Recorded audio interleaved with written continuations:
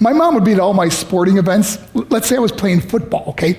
My mother would be on the sidelines, and if the play on the field started going one way, my mother would run along like, Mark, get him, get him! I'd be like, oh my gosh.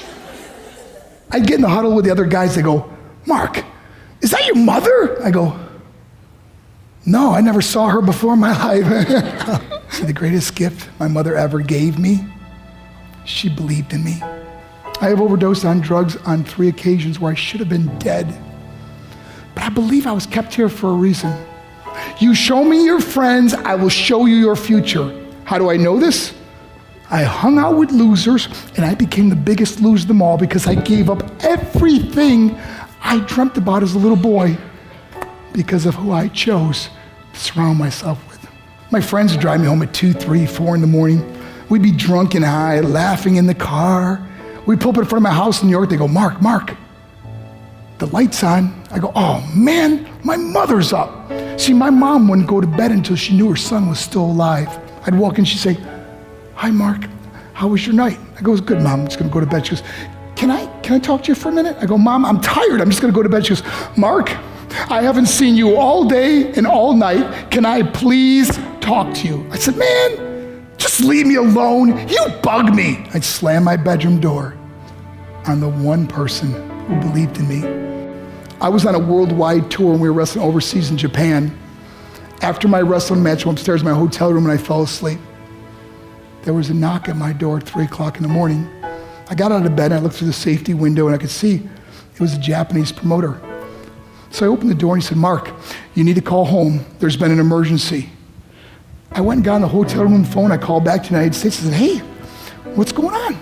They said, Mark, I don't know how to tell you this. I said, just tell me what happened. All of a sudden they started crying. They go, Mark, I can't tell you. I said, just say it. They said, Mark, your mother died. I just threw the phone down. I ran out of my hotel room. I took the elevator to the lobby, and when the doors opened up, I just ran out into the street. I mean, there was no cars, there was no people. It was 3 o'clock in the morning. And I walked down the middle of a street in Hiroshima, Japan, and I remember looking up and just saying, Mom, I am so sorry. I flew home for her funeral, and I was so nervous to walk up to her casket, so I just stood way in the back. And I kept looking from a distance. I kept thinking to myself, Mom, please wake up. Please get up. And then I finally got the nerve to walk up to her. And as I got closer, I could see my mom for the first time. I mean, she was so beautiful.